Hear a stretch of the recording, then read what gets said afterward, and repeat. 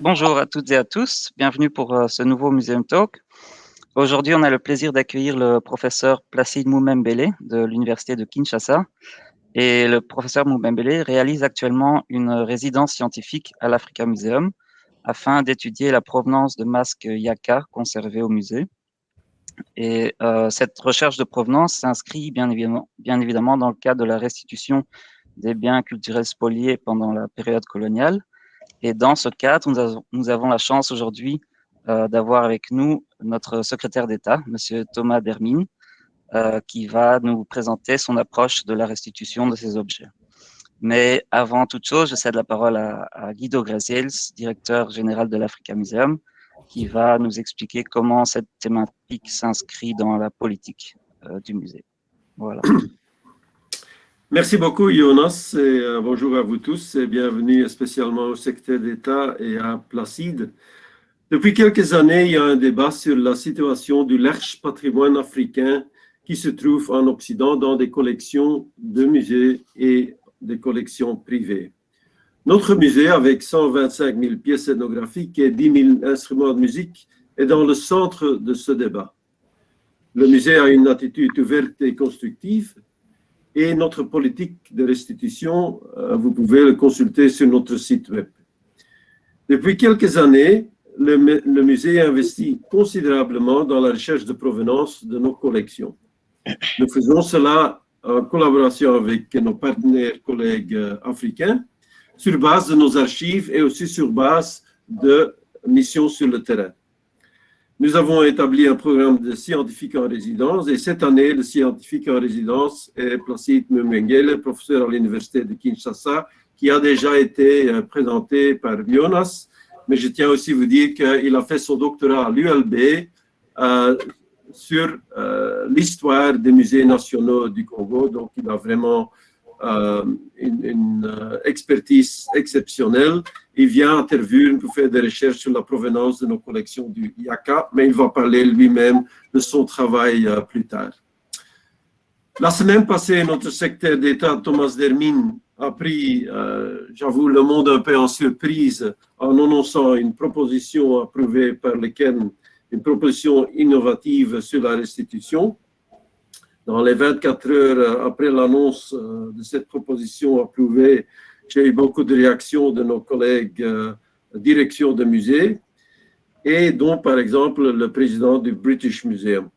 Et ce matin encore, il y avait l'éditorial dans le NRC Handelsblad en Hollande, qui est quand même un journal extrêmement prestigieux, qui dans son éditorial dit que la proposition de gouvernement belge est vraiment un exemple pour le monde.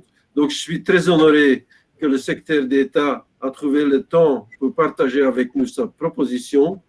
Sans tarder, je lui donne la parole et je vous remercie encore, Monsieur le secrétaire d'État, d'être avec nous aujourd'hui. Voilà, merci beaucoup. Merci à vous, merci Monsieur le directeur, cher Guido. Mesdames et messieurs, dames et heren, je suis très heureux d'être avec vous, même si c'est de façon virtuelle aujourd'hui. Je serais ravi qu'on retrouve des interactions physiques au musée. Et en ce 30 juin, qui est une date qui a une certaine portée symbolique, je tiens tout d'abord à féliciter le peuple congolais ainsi que la diaspora ici en Belgique et à travers le monde pour le 61e anniversaire de l'indépendance de la République démocratique du Congo.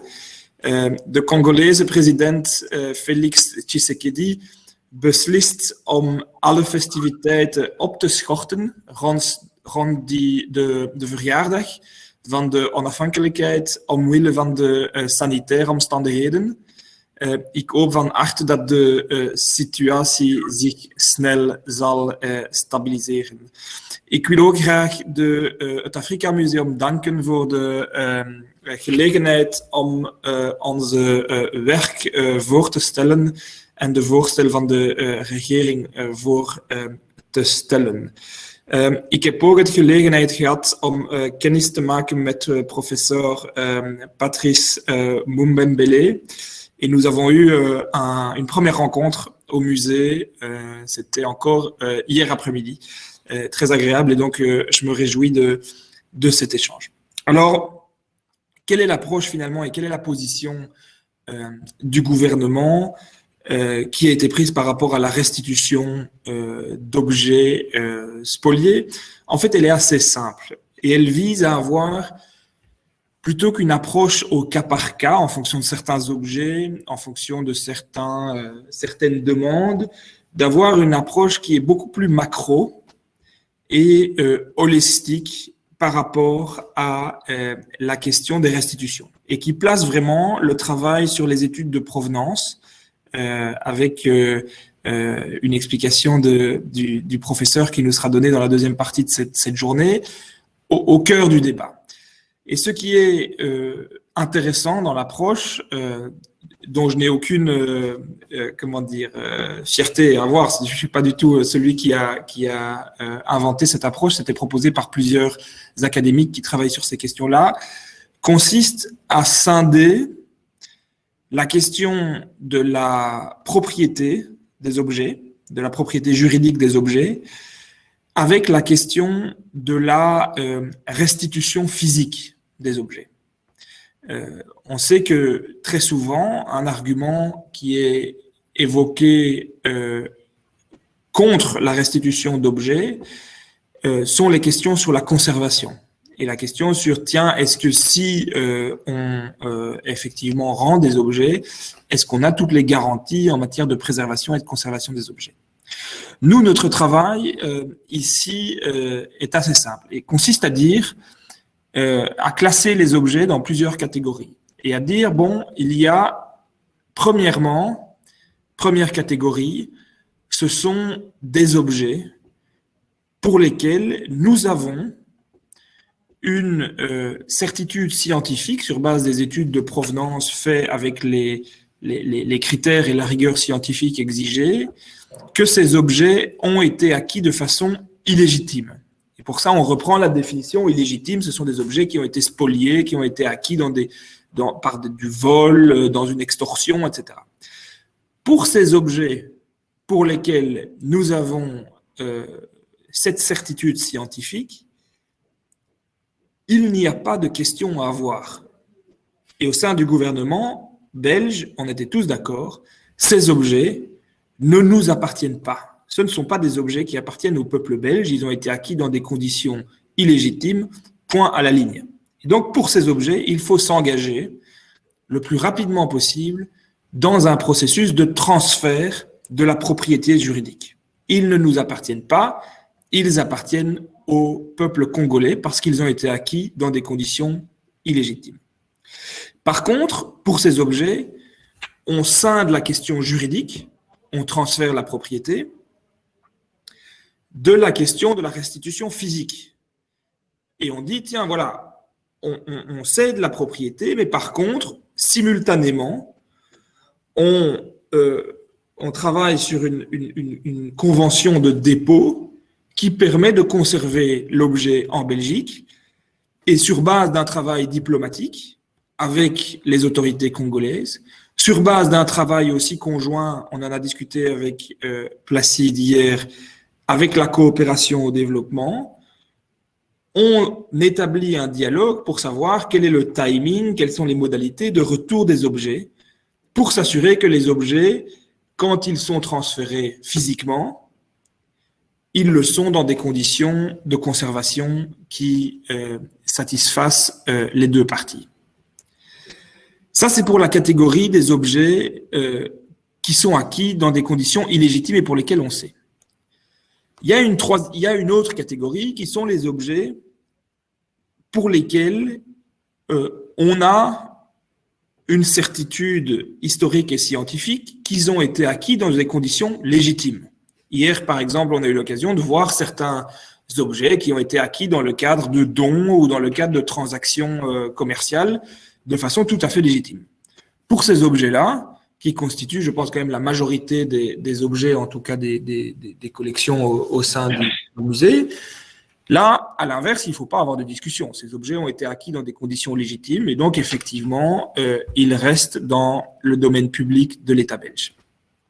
Ensuite, il y a une troisième catégorie qui est la catégorie la plus complexe sur laquelle travaille le professeur Mumbendele, qui sont les objets pour lesquels on ne sait pas, les objets pour lesquels les études de provenance doivent encore être réalisées et pour lesquels on ne sait pas s'ils ont été acquis dans des conditions illégitimes, auquel cas ils verseraient dans la première catégorie, ou s'ils ont été acquis dans des conditions légitimes, auquel cas ils verseraient dans la première catégorie. Et là, ce qu'on fait, c'est deux choses par rapport à cette catégorie d'objets pour lesquels on ne sait pas. Première chose, et c'est assez technique, mais ça vaut la peine de l'expliquer, c'est qu'on fait passer ces objets du domaine public de l'État au domaine privé de l'État. C'est-à-dire qu'ils restent la propriété de l'État, mais ils passent dans le domaine privé. Le domaine privé de l'État veut dire que ces objets peuvent être rendus aliénables. Un objet, quand il est dans le domaine public de l'État, il ne peut pas être cédé à un tiers, que ce soit à un autre État ou à un acteur privé. Ça appartient au domaine public de l'État belge. Quand un bien ou un objet est dans le domaine privé de l'État, il peut être cédé à un tiers, que ce soit un État ou un privé. Et donc, pour les objets dont on ne sait pas, en fait, on prépare potentiellement une restitution en les faisant passer du domaine public au domaine privé. Et ça, je pense que c'est important parce que c'est une forme de reconnaissance symbolique que ces objets, on ouvre la possibilité de les aliéner et donc de les rendre. Et donc, quelque part, c'est une reconnaissance aussi symbolique que pour ces objets-là, il faut entamer un dialogue, il faut avancer vite dans les études de provenance pour avoir plus d'informations sur les conditions légitimes ou illégitimes d'acquisition, mais qu'on ne part pas nécessairement de l'a priori que ce sont des biens qui sont dans le domaine public belge.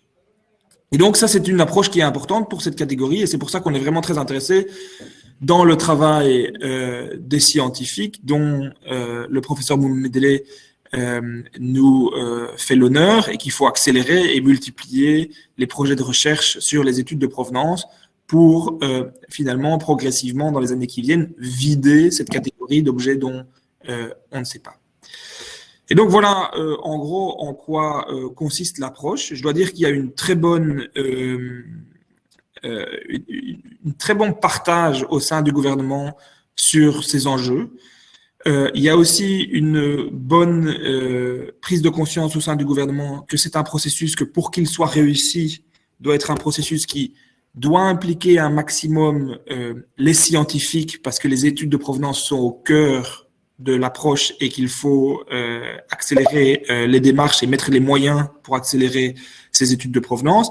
Et deuxièmement, que ce n'est un processus qui ne peut être réussi que s'il est fait main dans la main avec les autorités congolaises dans le cadre d'échanges diplomatiques qui à la fois traitent de ces questions de restitution, mais aussi des mécanismes de coopération qui peuvent être mis en place dans le pays d'origine, c'est-à-dire le Congo, pour s'assurer que les œuvres, si une restitution physique a lieu, soient conservées dans les meilleures conditions. Et donc, je pense effectivement qu'on peut être fier, comme Guido le disait, d'avoir un gouvernement qui a la maturité et la volonté à la fois d'avoir cette approche qui est relativement pionnière par rapport aux autres États européens, mais qui a la ferme volonté d'avancer concrètement dans les prochaines années. Et en tout cas, je remercie le travail accompli par les équipes du musée et les équipes d'académiques qui nous ont finalement proposé ce qui est véritablement révolutionnaire dans l'approche, c'est-à-dire de scinder les deux questions, les questions de la propriété, et ce qui était légitime ne nous appartient pas, et la question de la restitution physique des objets, qui était souvent un frein à avoir une approche holistique sur ces questions. Je vous remercie et c'est avec beaucoup de plaisir que nous continuerons le travail dans les prochains mois et les prochaines années. Merci beaucoup, Monsieur Dermy. Je cède tout de suite la parole donc au professeur Placide Moubembele qui va nous présenter son travail. Et je me permets juste pour terminer, Oui. avant de passer à Placide, je m'excuse vraiment énormément, mais je dois déjà vous quitter dans 5 minutes parce que j'ai une réunion au niveau ministériel improvisée. Mais en tout cas, je vous remercie pour cette opportunité et j'écoute avec grande attention. Placide, merci beaucoup. C'est nous qui vous remercions. Voilà, la parole est à vous. Merci. Je voudrais remercier le musée des Terres Humaines qui m'accorde cette opportunité de passer mon séjour ici de recherche. Alors aujourd'hui, comme vous le savez, c'est un grand jour pour le Congo qui fête le 61e anniversaire de son indépendance.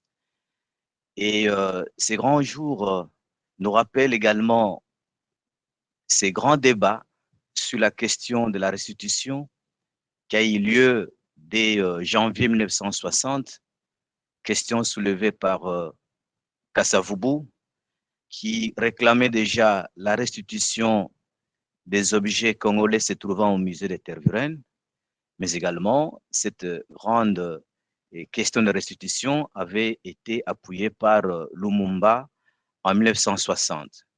Donc, 61 ans après, voilà que nous revenons sur la même question sans que nous ayons trouvé une solution adéquate à la question de la restitution. Donc, j'espère bien que cette fois-ci, nous pourrons quand même arriver à trouver une solution durable, de sorte que ceux qui viendront 61 ans après puissent trouver quand même des solutions sur la table et qu'ils puissent avancer dans la gestion, la protection et la promotion du patrimoine culturel de nos deux États respectifs. Alors, je vais passer directement à mon intervention qui porte sur la recherche de provenance. Je l'ai intitulée « Recherche de provenance, quel enjeu pour les collections ethnographiques de l'Africa Museum acquises durant la période coloniale ». Alors, cette recherche, comme on peut, je crois qu'il y a le secrétaire d'État qui l'a évoqué, même Guido, cette recherche s'inscrit dans la thématique de la restitution des biens culturels qui depuis déjà 3 ans, donc 4 ans déjà, depuis 2017 avec le discours de Macron, cette thématique devient de plus en plus présente et dans notre quotidien. Alors, pourquoi une recherche de provenance à Africa Museum? La réponse est parce que Africa Museum détient la plus grande collection ethnographique qui provient des anciennes colonies belges, en grande partie de la RDC, mais également quelques collections qui viennent du Rwanda et du Burundi. Mais vous allez comprendre que dans mon intervention, je vais rester beaucoup plus sur la RDC que sur les deux anciennes colonies Rwanda et Burundi, parce que je ne maîtrise pas la situation dans ces deux pays. Donc, je vais rester dans le cadre de la RDC où je peux parler de façon beaucoup plus à l'aise. Alors, on comprend que toutes ces collections qui sont arrivées à Tervuren sont arrivées ou ont été acquises d'abord, et tous ces objets ont été acquis dans des conditions très douteuses. Donc, la plupart de ces objets ont été enlevés, des objets qui ont été enlevés par des violences, mais surtout par le pillage et même la profanation. Lorsque nous regardons même certains restes humains qui ont quitté le sol congolais, c'est des restes humains qui ont été acquis par la profanation. D'autres objets ont été acquis, ont été pris en otage par les coloniaux et quelques militaires. Aussi, c'est une situation très dramatique. Pourquoi? Parce que l'acquisition de ces objets avait été faite également dans un contexte de domination et aussi d'exploitation d'un groupe par un autre. Donc, bref, c'est des objets ou des collections qui ont été surtout des collections acquises sans aucune norme d'éthique. Donc, tous ces objets dont la grande majorité d'objets qui se retrouvent à Tervuren, ces objets qui n'ont pas pu respecter les normes d'éthique et se retrouvent dans des conditions très irrégulières. Alors, il faut reconnaître que le musée a acquis certains objets par des achats, mais également par des dons, même des legs. Je crois que le secrétaire d'État a évoqué ces deux modes d'acquisition, les achats et les dons, qui étaient faits souvent par des missionnaires, par des agents coloniaux et même par d'autres particuliers. Mais il convient de souligner que ces achats et dons avaient été réalisés dans un contexte d'inégalité structurelle. C'est vraiment, et là, ça, avec des conséquences énormes. Et cette situation nous amène quand même à faire un examen critique par rapport à ces achats et ces dons. On est dans une situation de domination où d'un côté, vous avez le blanc et de l'autre, vous avez le noir. Et le blanc pouvait fixer lui-même le prix du bien qu'il voulait avoir. Et le noir, dans une situation de colonisation, il n'avait pas grand-chose, il n'y avait pas de contestation à le faire. Pourquoi? Parce qu'en retour, il craignait soit la chicotte ou encore d'autres mesures qui pouvaient bien le mettre en difficulté. Donc, je souhaiterais également, par rapport à la restitution, surtout pour ce qui est de questions, le secrétaire d'État a parlé de la troisième catégorie qui concerne les achats et les dons, et que sur ces deux modes d'acquisition, il n'y avait pas de discussion parce que c'est des objets qui appartiennent automatiquement, des objets qui ont été acquis de façon légitime. Mais moi, je pense qu'il y a lieu de pouvoir mener un examen critique par rapport à ces deux modes d'acquisition. Donc, on peut constater déjà que cette situation a fait que de nombreux Congolais ont été séparés du patrimoine de leurs ancêtres. C'est-à-dire que c'est des Congolais qui, sans doute, ne verront plus jamais ces patrimoines, ces objets qui se trouvent aujourd'hui dans des musées publics et même dans des collections privées en Belgique. Donc, c'est vraiment des générations entières qui sont coupées de leurs racines culturelles. Mais en même temps, nous constatons que depuis déjà 4 ans, avec le discours de Macron et surtout l'apparition en novembre 2018 du rapport Sarr-Savoie, qui est devenu aujourd'hui un élément déclencheur, plusieurs musées européens, détenteurs de collections extra-occidentales, tentent maintenant de pouvoir redorer l'image, donc leur image, et éviter ainsi toute suspicion sur l'ensemble de leurs collections. Donc, de plus en plus, avec l'apparition de ces rapports, et certains musées commencent à prendre conscience du fait que la plupart des collections qu'ils détiennent, c'est des collections qui ont été acquises dans des conditions tout à fait irrégulières et qu'il y avait moyen de pouvoir s'interroger sur leur avenir. Et là, il faut reconnaître tout le travail qui est fait par plusieurs groupes d'universitaires qui constituent en quelque sorte des groupes de pression et pour amener ces musées à se remettre en question. Mais là aussi, il ne faut pas oublier tout le travail qui est fait par la diaspora africaine et sur la pression qu'elle fait auprès de ces musées pour pouvoir redéfinir, pour pouvoir également remettre en question toute leur collection. Donc, il y a un grand travail qui est fait, sans oublier aussi quelques journalistes très engagés sur cette voie de la restitution. Donc, c'est dans ce contexte que quelques musées, connaissant mieux cette situation, ont mis en place certains programmes le programme de recherche de provenance qui est devenu aujourd'hui un axe prioritaire.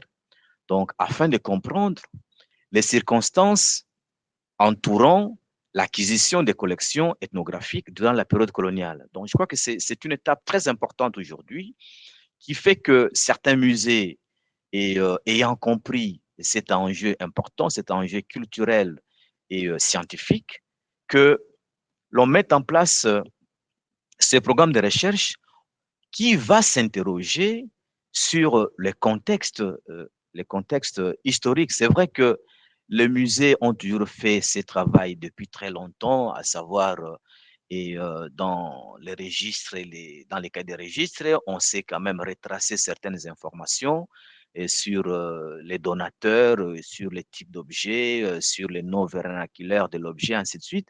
Mais c'est un travail qui ne suffit pas. Donc, il faut aller plus loin. Et je pense que ces programmes que nous avons à travers plusieurs musées maintenant européens, le programme de recherche de provenance, constitue une étape très importante qui puisse nous permettre d'aller de l'avant en ce qui concerne particulièrement la question des collections ethnographiques en dehors de l'Afrique. Mais c'est également dans cette optique que je me retrouve en résidence scientifique à Africa Museum, où je voudrais m'intéresser, où je travaille déjà depuis quelques semaines déjà, et sur le masque Yaka. Je me suis posé la question de savoir quel était l'avenir de ces masques. Pourquoi? Parce que en fait, en réalité, au Congo, ces masques sont sous-représentés. Donc, quand on va dans les collections de l'Institut des musées nationaux et au musée de Lubumbashi et d'autres musées nationaux, les masques Yaka sont sous-représentés alors qu'ils se retrouvent à un nombre très important au musée des Tervuren. Et la question qu'on peut se poser, est-ce que les Congolais aussi, qui sont en fait le premier propriétaire de ces objets, ne pouvaient pas également avoir accès à ces masques? Donc, la première question est celle liée à la sous-représentation des masques Yaka, dont j'ai voulu m'interroger sur cette question.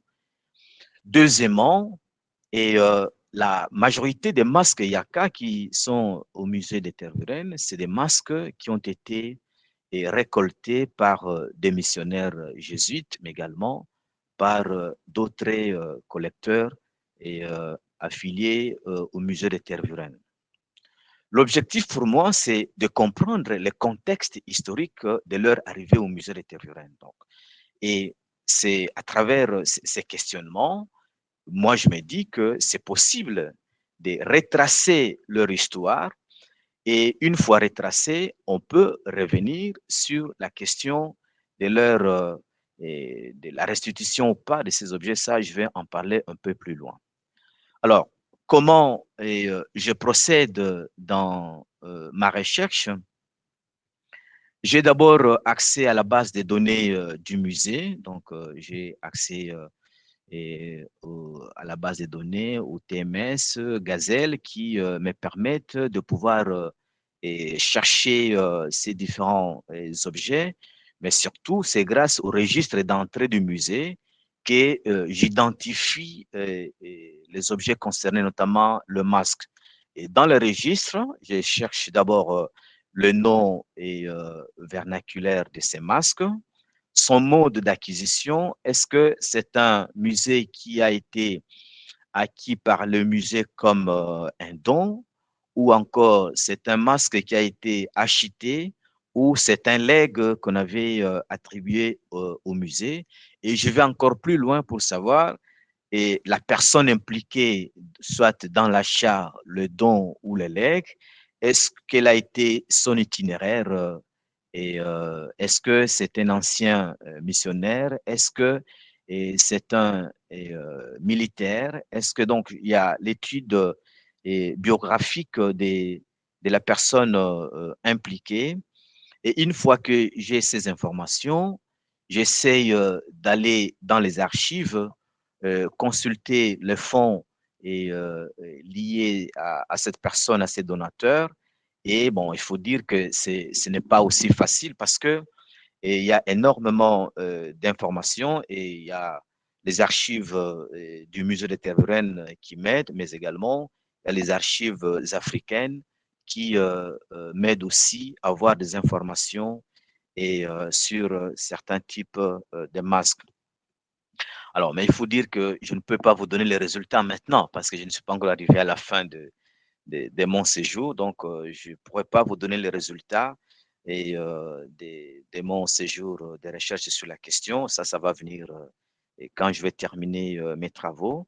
Mais c'est une démarche qui n'est pas aussi facile parce que nous ne devons pas seulement nous fier aux archives et qui sont conservées ici, et non seulement au registre d'entrée du musée, mais c'est un travail qui doit être complété également sur le terrain et à travers la tradition orale, discuter avec les détenteurs de ces masques.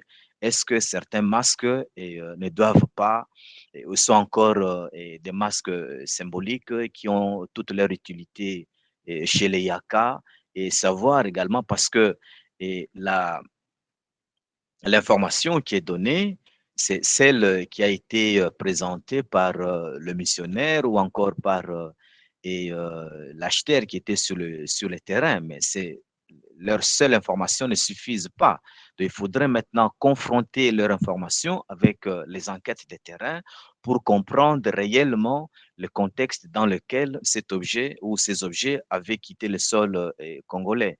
Mais c'est vrai que on peut remonter cela avec la tradition orale. Certains collègues ont déjà mené ce type de recherche, et notamment Martin dans le Bas-Congo. Je crois que ce type de recherche peuvent nous aider à avoir de plus amples informations, soit sur l'achat, le don ou encore les legs qui avaient été faits au musée. Donc, la finalité de cette démarche, c'est quoi?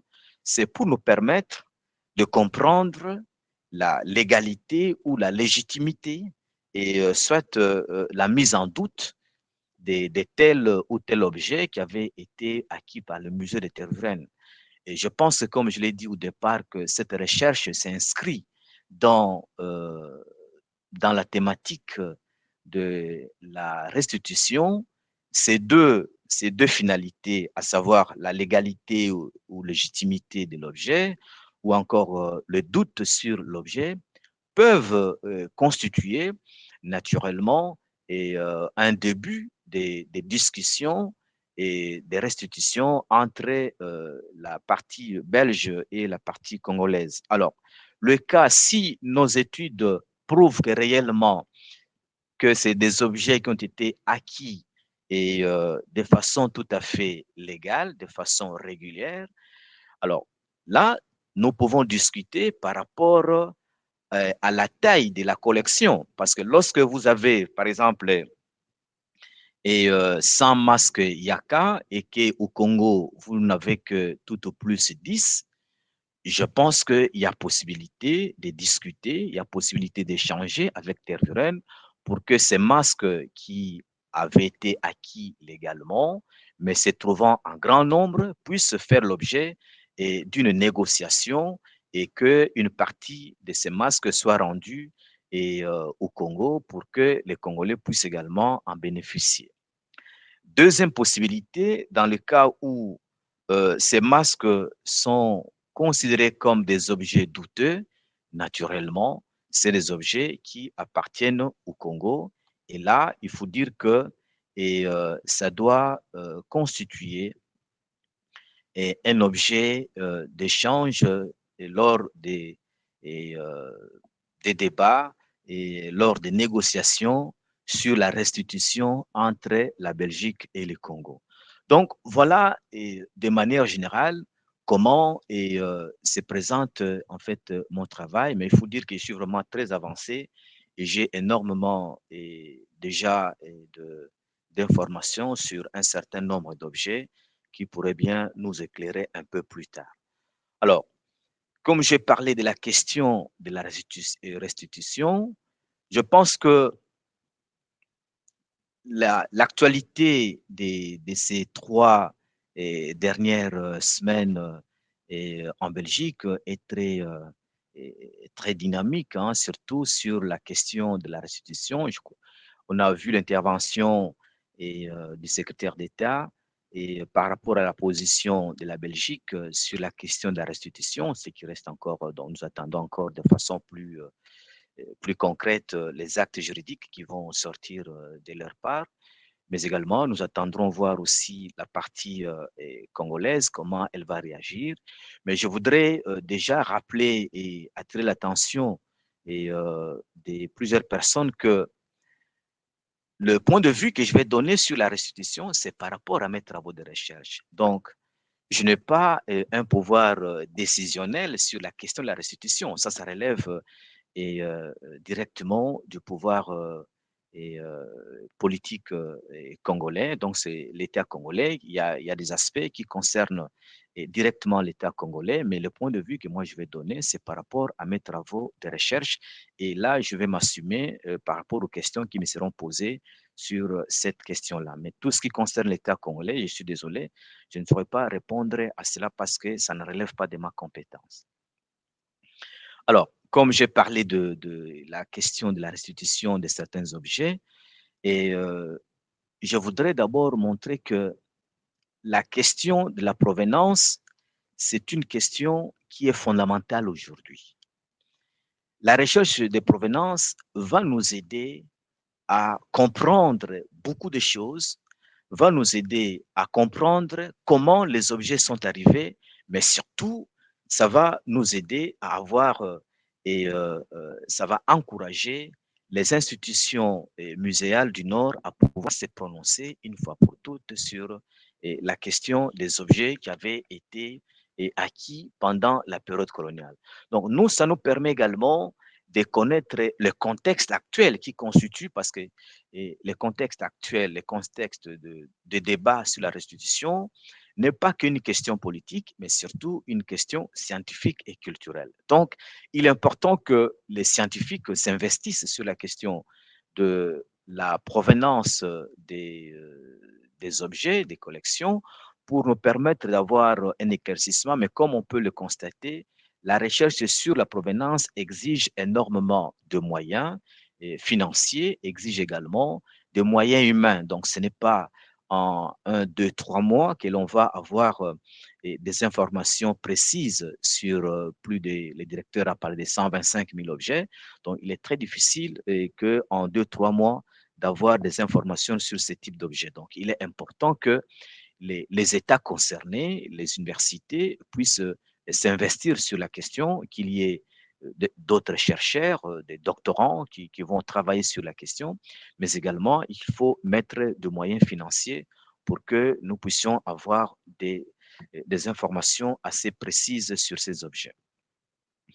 S'agissant de la restitution entre le Congo et la Belgique, il convient de rappeler que ce n'est pas une nouvelle question, ce n'est pas un nouveau débat.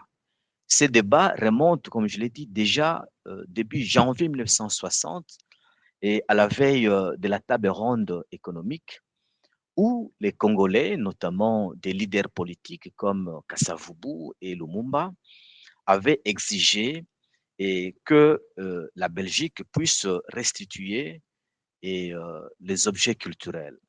La démarche était que, de la même manière qu'ils voulaient avoir une indépendance politique et économique, parce que la colonie voulait, donc les Congolais voulaient avoir la mainmise, la gestion indépendante de leur économie, de leur sol et sous-sol, mais en même temps, ils ont demandé qu'ils puissent avoir l'indépendance culturelle. Et cette indépendance culturelle passerait également par la restitution des biens culturels qui se trouvent en Belgique. Donc, il faut comprendre cette logique-là. Mais malheureusement, lors de la table ronde économique de 1960, la partie belge avait pris des dispositions pour que cette question ne soit pas débattue et jusqu'à l'indépendance, la question de la restitution n'avait pas été débattue par les deux parties. Donc, il faudrait attendre les années 1970 pour que Mobutu puisse revenir sur cette même question. En 1970, quand Mobutu crée l'Institut des musées nationaux, il faut dire que cet institut avait été créé également avec l'appui du musée de Tervuren. Et la logique pour Tervuren en 1970, en appuyant la création de l'Institut des musées nationaux, c'était aussi de pouvoir surseoir la question de la restitution. Parce que déjà en 1970, Tervuren avait proposé que lors de la création de l'Institut, et que Tervuren allait appuyer, compléter les collections qui se trouvent au Congo en 1970 et les Congolais pouvaient bien prendre les objets qui provenaient de l'exposition itinérante que le musée de Tervuren avait organisée aux États-Unis en 1960. Donc, c'était presque 600 objets qui avaient été proposés aux Congolais dès les débuts. Donc, des objets qui avaient été répertoriés par le musée de Tervuren, notamment par le directeur Lucien Cayenne, pour que ces objets rentrent au Congo pour permettre au Congo de pouvoir constituer sa collection avec la création des musées nationaux. Donc, c'était une proposition unilatérale de la part de Tervuren qui, en réalité, voulait surseoir cette question de la restitution et posée, parce que n'oubliez pas qu'en 60, quand la partie congolaise Kasavubu et Lumumba avaient posé la question de la restitution des biens culturels, c'est Lucien Cayenne qui fut directeur général du musée de Tervuren. Et c'est le même directeur de Tervuren qui va négocier avec Mobutu, cherchant comment on peut lui restituer près de 600 objets. Mais ces 600 objets n'ont jamais été envoyés au Congo. Le seul objet qui avait été envoyé, il n'y avait que la statue Kuba, donc qui fut d'ailleurs le premier objet que la Belgique avait rendu au Congo en 1976. Mais c'est à partir de 1973 quand Mobutu a demandé ouvertement lors des assises des Nations Unies et même aussi à Kinshasa à l'occasion de la rencontre internationale de l'AICA et que la Belgique s'est sentie coincée par Mobutu qui attendait depuis 3 ans et sans avoir obtenu les 600 objets proposés par Tervuren. Et en 1973, Mobutu a réagi pour dire que il n'avait pas encore trouvé le moindre objet proposé par le musée de Tervuren. Donc déjà, dès le départ, la question de la restitution semble être déjà assez floue entre les deux parties. Et quand la Belgique envoie le premier lot des objets en 1976, et ça va suivre jusqu'en 1980, on va constater que dans cette catégorie d'objets, il y avait déjà donc il y avait 3 catégories d'objets. Il y avait premièrement les objets qui appartenaient au musée de la vie indigène et lesquels objets étaient arrivés ici en Belgique dans le cadre de l'exposition de 1958. Et après l'exposition de 1958, les objets de ce musée de Léopoldville avaient été utilisés pour une exposition itinérante en Europe. Et à l'indépendance du Congo, avec tout ce qu'il y a eu comme trouble après l'indépendance, ces objets ont été mis en dépôt au musée de Tervuren. Et quand Tervuren a cherché à envoyer le premier objet dans les années 1973, ils ont pris en compte ces lots d'objets qui appartenaient au musée de Léopoldville et qui, en principe, rentraient normalement au Congo et son pays d'origine. Et la deuxième catégorie, c'est des objets congolais qui étaient à l'IRSAC au Rwanda. Ces objets avaient été envoyés à Tervuren et Tervuren ne devait que les rendre au Congo. Donc, ce n'était pas un don, ni encore des objets restitués par la volonté du musée de Tervuren. Mais il fallait attendre la troisième catégorie qui était un grand nombre d'objets, près de 100 objets, je pense, et 100 et quelques objets qui avaient été envoyés par Tervuren. Mais il faut dire que les objets envoyés par Tervuren, ces objets étaient, leur nombre, également leur qualité, avaient été décidés de façon tout à fait unilatérale, sans que la partie congolaise n'intervienne. Donc, ce n'était qu'une restitution unilatérale. Donc, le Congo n'avait pas participé et au choix de ces objets, à la qualité de ces objets. Mais aussi un autre élément important, c'est que ces objets avaient été envoyés de façon brute. Il n'y avait aucune information, il n'y avait pas des documents qui accompagnaient ces objets, ce qui fait que ce n'étaient que des objets morts, donc qui n'avaient pas assez d'informations. Et on peut imaginer quand on envoie des objets comme ça sans information dans un musée, donc c'est des objets qui ne servent pas grand-chose au public. Et lorsque les objets arrivent au Congo, et ils sont envoyés par la Belgique, donc le premier objet arrive avec le ministre des Affaires étrangères. Donc c'était déjà une démarche politique, parce que n'oubliez pas que déjà en ces moments-là, sur le plan diplomatique, la Belgique entre en conflit donc avec le Congo pour des raisons politiques. Mais la solution va donc, la première réconciliation entre la Belgique va passer par la restitution de cette statue Cuba qui va être envoyée par le ministre des Affaires étrangères. Donc, nous constatons que cette restitution unilatérale n'a pas permis aux Congolais de pouvoir accueillir normalement leurs objets. Et aussi, ces objets envoyés n'avaient pas une grande valeur artistique ou encore une valeur scientifique et donc une valeur artistique et culturelle. C'est des objets qui ne semblaient pas avoir attiré l'attention de beaucoup de gens. Il n'y a pas eu cette volonté politique, mais il faut dire qu'il n'y a pas eu un engagement important de la part de Tervuren de pouvoir restituer ces objets. Et on connaît le feuilleton, donc tous les conflits qu'il y a eu entre quelques membres du musée de Tervuren qui ne voulaient pas que ces objets soient rendus, et même la liste du départ qui avait été prévue et pour la restitution, cette liste n'avait plus été respectée pour des raisons internes au musée. Alors, aujourd'hui, moi, je pense qu'avec le discours de Macron, nous devons remettre en question cette forme de restitution unilatérale qui ne permet pas en réalité aux deux parties de pouvoir trouver une solution durable à la question de la restitution. Il faut reconnaître que la restitution est un devoir moral, parce que les objets, comme je l'ai dit au départ, c'est des objets qui ont été acquis sans aucune norme d'éthique. Et ces objets congolais qui sont à Tervuren doivent rentrer dans leur milieu d'origine afin de permettre aux Congolais de pouvoir renouer avec leur culture. Et la question de la restitution aujourd'hui, au vu de l'actualité, c'est une question qui est aujourd'hui irréversible.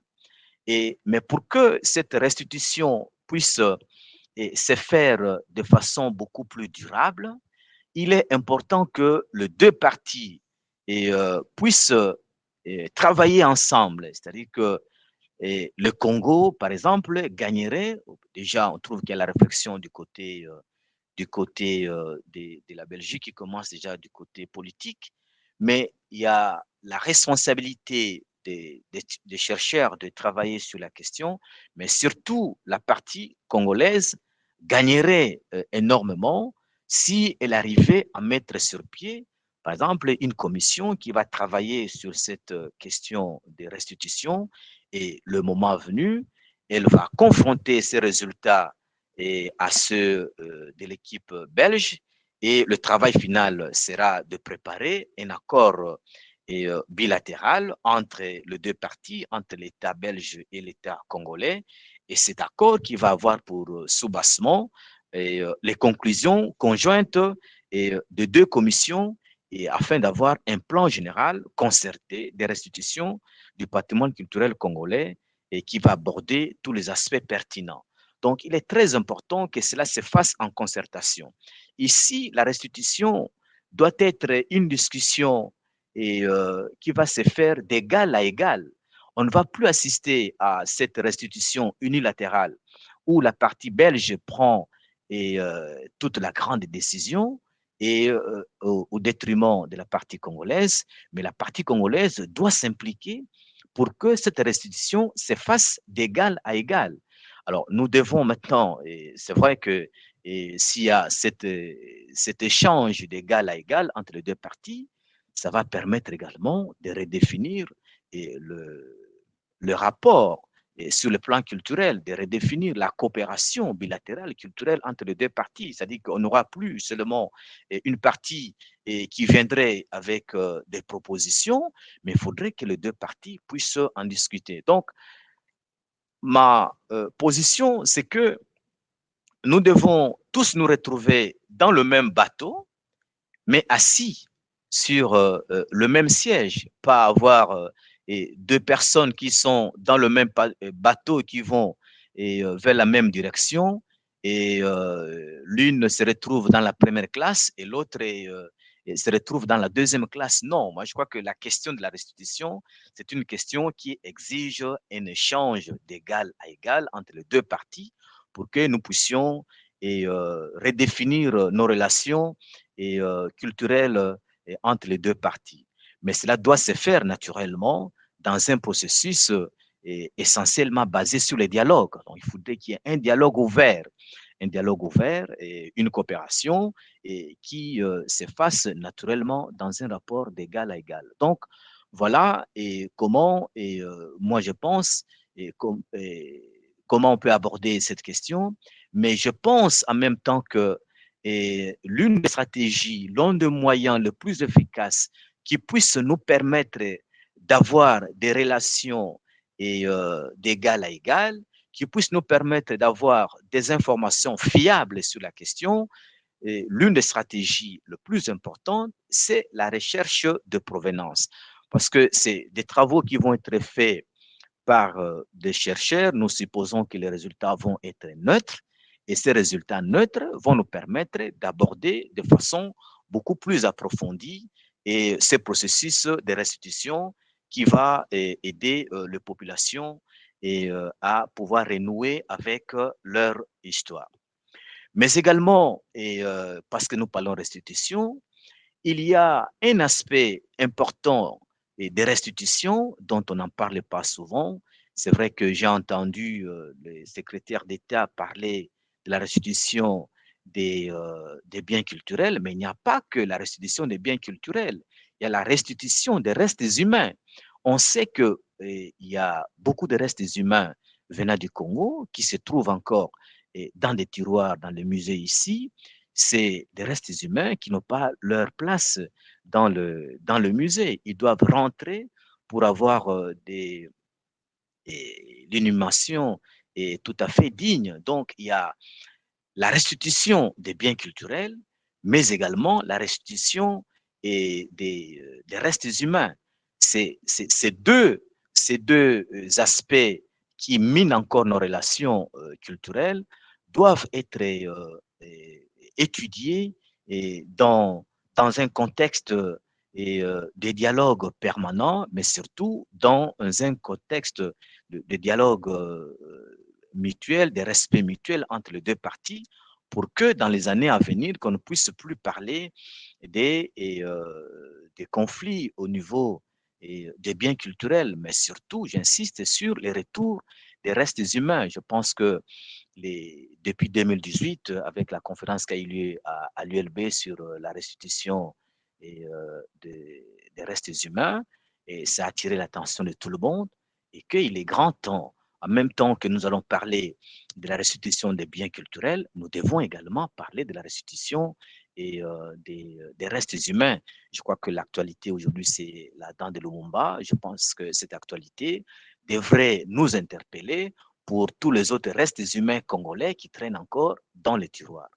Voilà, de façon assez globale, et c'est que je pense de cette question et de la restitution et des études sur la provenance des collections. Et je suis prêt à répondre à vos questions, quelques éclaircissements et pour ce que je vais avoir comme question. Merci. Merci beaucoup professeur Mumbembele, pour votre intervention. Effectivement, on a déjà pas mal de questions, donc n'hésitez pas, continuez à poser vos questions dans l'onglet questions. Malheureusement, le directeur Guido Gréziel doit s'absenter un instant pour des raisons d'ordre privé, mais il va tout faire pour nous rejoindre avant la fin. Mais entre-temps, je vais déjà commencer avec les questions pour professeur Mumbembele. En fait, non, je vais déjà commencer avec une question qui a été posée quelques fois et qui concerne l'approche du secrétaire d'État, M. Dermine. Et donc, la question était de savoir quelle collection est-ce que ça concerne. Est-ce que c'est que le Congo, quid des collections d'Égypte, etc. Et donc, l'approche de M. Dermine concerne, de ce que j'ai compris, je ne connais pas les détails non plus, mais si j'ai bien compris, elle concerne les collections des établissements scientifiques fédéraux et de la période coloniale, donc, et du Congo spécifiquement. Donc, en fait, dans la pratique, c'est pratiquement que les collections du musée de Tervuren. Mais donc, pour vos questions pour le professeur Mumbembele, une première question. Pour une très grande partie d'objets, il sera très difficile de connaître la provenance. Pour une partie, on sait d'une manière indirecte qu'elle a été prise, confisquée dans le cadre d'activités policières et ou juridiques, par exemple. Qu'est-ce qui pourrait être une solution pour ces objets-ci? Alors, moi, je pense que il faut reconnaître que ce qui vient de se passer maintenant, ou l'attitude de la Belgique par rapport à la réflexion sur la mise en place d'un cadre juridique, c'est une attitude très positive. Je pense que c'est une avancée très significative. C'est des choses qu'il faut reconnaître et ça peut nous aider à avancer sur cette question, sur la restitution. Donc, il y a déjà un élément très positif qu'on n'avait jamais, parce que le verrou juridique a été l'un des derniers verrous qui est la partie, surtout que les Européens avaient toujours avancé par rapport à la gestion de ces collections extra-occidentales en Europe. Alors, mais je pense que c'est tout le travail que les deux commissions devraient travailler. C'est-à-dire que la commission, la partie congolaise et la partie belge vont travailler sur ces deux aspects. Alors, si on estime, il est vrai qu'avec 125 000 objets, et les travaux de recherche ne vont pas répondre directement. Et déjà, avec le peu de temps que j'ai passé ici, je ne suis pas arrivé même à travailler sur 20 objets. Donc, c'est qui montre déjà que ce n'est pas facile.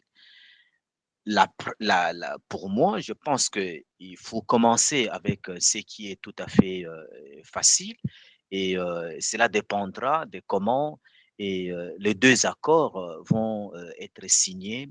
Est-ce que dans les accords qui vont être signés entre les deux parties, on va privilégier d'abord ce qu'on considère comme des objets acquis par des violences policières, des violences militaires? Je crois que c'est une possibilité. Donc, cela dépendra de la méthodologie qui va être arrêtée par les deux parties.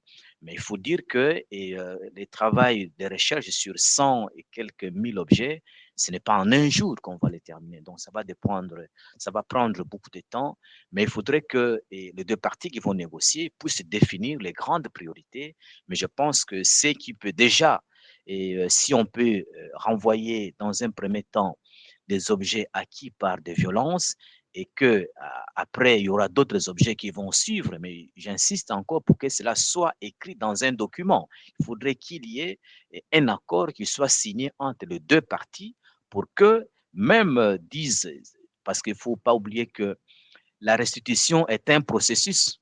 C'est un processus. Ça peut prendre 3 ans, 4 ans, 5 ans, 10 ans et même 20 ans, mais pourvu que les deux parties s'entendent d'abord sur ce qui peut faire l'objet de cette discussion. Donc, on peut commencer par là et en même temps qu'il y a des études de provenance qui se font, ce n'est pas exclu. Ok, oui, merci beaucoup. Alors, prochaine question. Les scientifiques engagés dans la recherche de provenance savent que que la recherche de provenance ne donne pas toujours des réponses claires. La proposition du collectif Restitution Belgique comprend d'autres voies de restitution pour les objets qui ont une très haute valeur patrimoniale. Qu'en pensez-vous? Bon, moi, lorsqu'on parle des objets qui ont une très haute valeur patrimoniale, moi, je ne partage pas ces points de vue. Mais vous les déterminez par rapport à quoi? Vous déterminez ça a une très haute valeur et culturelle par rapport à quoi? Non. Je pense qu'on doit bien comprendre la question. C'est des objets qui appartiennent à un peuple. Mais c'est au peuple de pouvoir déterminer ce qui lui revient ou pas. Vous savez, c'est comme quelqu'un qui vous arrache votre bien et la personne vous demande qu'est-ce que moi je vais vous. Est-ce que je dois vous retourner? Est-ce que cet objet a une valeur symbolique pour vous? Non, moi je ne pense pas. Donc, et, le processus doit avoir lieu, mais c'est aux Congolais eux-mêmes de savoir et ce qu'ils doivent faire de leurs objets. Ouais. Ok. Alors, encore une question. Votre recherche sur les masques Yaka est-elle un supplément et une continuation du catalogue de l'exposition Masques géants du Congo, l'exposition présentée en 2015? Rien n'a été dit sur la méthode d'acquisition. Alors, j'ai rappelé que je n'étais pas encore arrivé à la fin, mais j'ai vu que pour les quelques masques déjà que j'ai consultés, et la plupart de ces objets, c'est des objets qui sont considérés comme des objets acquis par des dons, par des achats. Mais lorsque vous avez une personne qui achète plusieurs masques pendant un temps record et dans un milieu bien déterminé, je pense que cela doit également susciter des interrogations par rapport à son mode de travail. Alors non, l'exposition 2015 de masques, c'est un outil, nous sommes dans un travail scientifique, on peut le consulter, ce n'est pas interdit. Ce n'est pas interdit, mais mon travail ne part pas de cette exposition. Non, ça ne part pas de cette exposition. C'est un outil de travail, je le consulte d'ailleurs, comme je consulte les archives et d'autres manuels qui parlent de ces masques. Donc, on ne peut pas rester figé seulement dans les registres du musée. Donc, il y a plusieurs mécanismes qu'on peut utiliser, notamment les archives et d'autres. Il y a des ouvrages aussi qui ont été écrits sur les masques Yaka. Je crois que c'est très important, des catalogues d'expositions. Donc, le masque Yaka, donc l'exposition de 2015, je pense, n'est pas la seule exposition qui parle des masques Yaka. Il y en a tant d'autres que je suis en train de consulter également. Okay, merci beaucoup. Alors, encore une question pour vous. Existe-t-il une demande spécifique au musée belge pour la restitution de certaines catégories d'objets congolais? Et je ne sais pas, à ma Donc, connaissance, je ne sais pas, peut-être que c'est le directeur qui allait, qui allait répondre à cette question-là. Mais je pense qu'il n'y a pas encore de demande officielle, mais il faut reconnaître que le musée de Tervuren particulièrement travaille en collaboration avec plusieurs chercheurs, plusieurs institutions muséales au Congo. Et ce débat a toujours été à la une entre les institutions congolaises et celles de la Belgique, mais également avec la diaspora qu'il ne faut pas négliger sur cette question de restitution. Ok, merci beaucoup. Prochaine question. Comment définir les recherches de provenance? Est-il aussi important d'aller en dialogue avec les acteurs impliqués, descendants et communautés de sources? Et est-il envisageable de créer un réseau d'apprentissage pour les recherches de provenance entre la Belgique et la RDC? Alors, je pense qu'il y a la proposition qui avait été faite par des chercheurs et nos collègues Restitution Belgium qui ont fait une proposition sur un institut indépendant sur la question des recherches de provenance. Et c'est une proposition qui peut aider également et plusieurs institutions parce qu'il y aura beaucoup de gens qui vont travailler sur la question. Ça peut aider aussi à aller de l'avant. L'implication des communautés sources est très importante.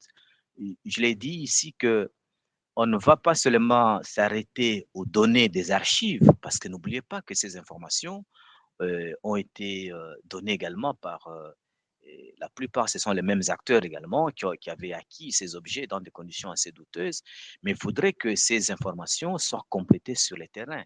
Et là, j'ai donné l'exemple du travail qui avait été fait par Martin Coutinier de Tervuren. Son travail, qui a été un travail formidable, lui a permis d'avoir des informations très claires sur sur des masques chez le Congo. Et ça, je crois que c'est un travail qui doit être fait. C'est très important d'entrer en contact avec les communautés sources. C'est parce que ce sont elles qui connaissent en fait leurs objets, qui peuvent avoir un autre regard sur ces objets que le regard présenté par les collecteurs. Ouais.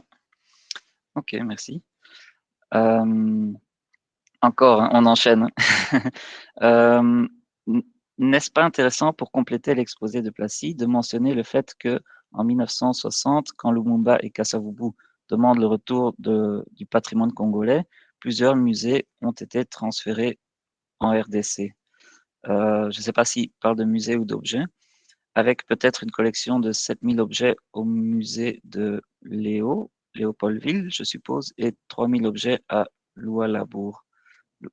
Je ne sais pas si vous voulez réagir à ça. Non, mais moi, je ne sais pas. Transférer en Belgique ou bien au Congo, ça, je ne sais pas. Parce que la question... Transféré au Congo. Donc, non, mais le Louabourg, c'est au Congo. Comment on va... Qui avait transféré ces objets? Tervuren n'a jamais transféré à part la restitution de 1976. Donc, il n'y a jamais eu une restitution bien avant ça. Non, il n'y en a pas eu. Okay, eu. Peut-être qu'il allait bien préciser la question, mais il n'y a pas eu d'autres restitutions à part ça. Ouais. Donc oui, si jamais la personne veut préciser, on peut y revenir. En attendant, je passe à la prochaine question. Donc, sur la question des restitutions, quelles sont vos suggestions pour élargir le questionnement aux collections privées, aux ventes, aux enchères d'objets rituels congolais sur le marché de l'art, etc. Bon, je crois qu'il faudrait parler avec ces collectionneurs privés et leur expliquer le bien fondé de la démarche. Et je crois que sur cette question, il y a le feu Dokolo qui a travaillé avec des collectionneurs privés. Les collectionneurs privés, c'est des acteurs très importants qu'il ne faut pas négliger sur ces débats sur la restitution. Il ne faut pas les négliger. Ils sont très importants. Ils peuvent apporter beaucoup d'éléments, beaucoup d'informations, tout comme ils peuvent dénouer aussi beaucoup des situations comme ça. C'est des gens qui ne doivent pas être négligés, même si pour l'instant, la partie belge reste encore sur des structures publiques, notamment le musée de Tervuren, mais je pense que cela n'empêche pas que l'on puisse avoir un échange avec les collectionneurs privés qui peuvent aider également à pouvoir résoudre beaucoup des questions sur les objets du Congo. Je crois que c'est important. Ils sont des acteurs non négligeables. Ok. Alors, encore une question. À part le musée de Tervuren, quels sont les musées dans le monde qui sont impliqués dans la restitution au Congo? Est-ce qu'il y a d'autres musées qui pourraient être impliqués? Bon, mais moi, je crois qu'il faut placer le débat entre Tervuren et le Congo, en fait, si on parle entre la Belgique et le Congo, il faut placer cela dans le contexte historique. C'est-à-dire que c'est dans le contexte de la colonisation. Et on sait que la majorité d'objets de Tervuren provient du Congo. Et le contexte dans lequel ces objets sont arrivés, je les décris ici, c'est des contextes pas souvent assez clairs. Et on est dans un contexte de colonisation. Donc, le Congo a été colonisé par la Belgique et non par un autre pays. Donc, et ces objets se retrouvent en grande partie par la Belgique. Les autres pays ont pu avoir les objets venant du Congo, c'est par d'autres mécanismes. Soit c'est des objets qui sont arrivés par des trafiquants, ou encore c'est des objets qui ont été donnés comme des cadeaux à des particuliers. Ça peut s'expliquer. Mais la grande majorité, ça provient du Congo. Hein, du Congo, donc dans le rapport entre le Congo et la Belgique. Ouais. Ok. On arrive tout doucement à la fin des questions, mais je vais encore en poser l'une ou l'autre. Alors, restitution de gouvernement d'aujourd'hui à gouvernement d'aujourd'hui ou restitution au groupe d'origine, au peuple d'origine, restitution en prenant ou non en compte la situation politique ou religieuse actuelle, restitution de représentation humaine considérée comme devant être détruite pour des raisons religieuses. Voilà, j'ai lu la question, je ne sais pas si c'est assez clair pour vous comme ça, si vous pouvez y réagir. Alors, est-ce que ça a toujours été, je vois les préoccupations de plusieurs personnes, est-ce qu'on doit restituer au gouvernement actuel ou on doit restituer aux communautés? Je pense que s'il s'agit du patrimoine national, c'est un patrimoine national, les objets qui doivent être restitués à l'État congolais.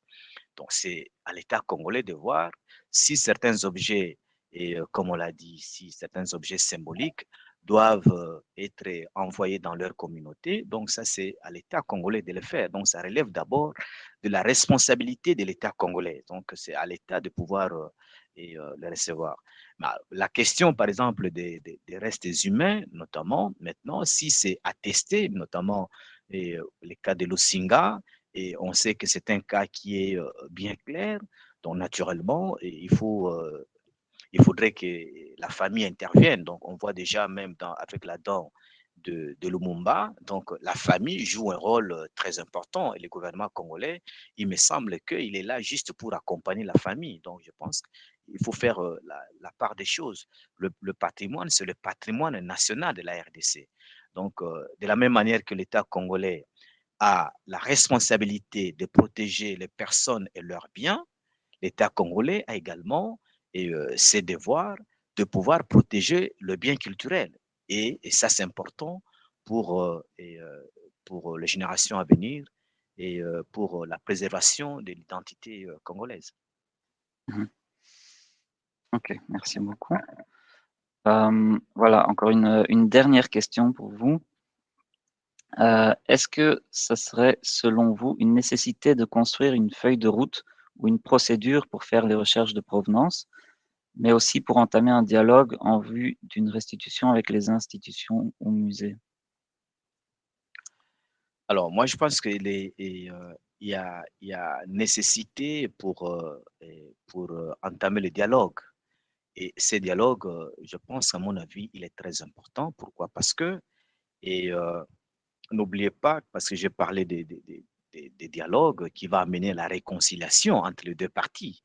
Et la réconciliation, mais aussi n'oubliez pas que la réconciliation n'exclut pas la réparation. N'exclut pas la réparation. On doit, donc la partie lésée doit être récompensée. Ça, c'est très important. Ça, je crois que c'est un aspect qu'il ne faut pas oublier, que la restitution exige la réconciliation, mais la réconciliation n'exclut pas la réparation. Et là, ce sont les deux parties, et la partie congolaise et la partie belge, qui vont discuter sur la forme de réparation que cela va donner. Parce que c'est des objets qui ont été arrachés, des objets qui ont été enlevés dans des conditions de violence. Mais ces objets, donc cette population qui a été, dont l'âme a été blessée, a intérêt à être récompensée pour tous ces actes de violence. Donc ça, c'est la discussion que les deux parties doivent avoir. Mais moi, je continue à penser que les travaux des recherches sur la provenance peut nous aider à comprendre beaucoup d'autres choses que ce que les registres nous présentent. Donc, j'insiste encore sur la réparation parce que très souvent, on n'en parle pas, mais je pense qu'il faut en parler et que les deux parties aussi essayent de résoudre, parce que s'il y a réparation, et il y a réconciliation naturellement, ça peut nous permettre d'aller sur de nouvelles bases de coopération bilatérale culturelle. Ok, ouais, merci beaucoup. Et sur ce point très important, je propose de s'arrêter là. Pratiquement toutes les questions ont répondu. Il restait encore 2 ou 3 questions pour Guido Grezés, mais comme j'ai expliqué, malheureusement, il a dû il a dû s'absenter pour des raisons privées, hein, imprévues. Mais il m'a dit qu'il répondrait à toutes les questions par écrit. Donc, pas d'inquiétude, il va réagir par écrit. Donc, voilà, je voudrais vous remercier à toutes et à tous d'avoir suivi ce Museum Talk. Et merci encore une fois, bien évidemment, au professeur Placide Moubembele pour votre présence et pour vos recherches ici au musée. Et voilà, je souhaite une bonne après-midi à toutes et à tous et je vous dis à bientôt. Merci. Au revoir.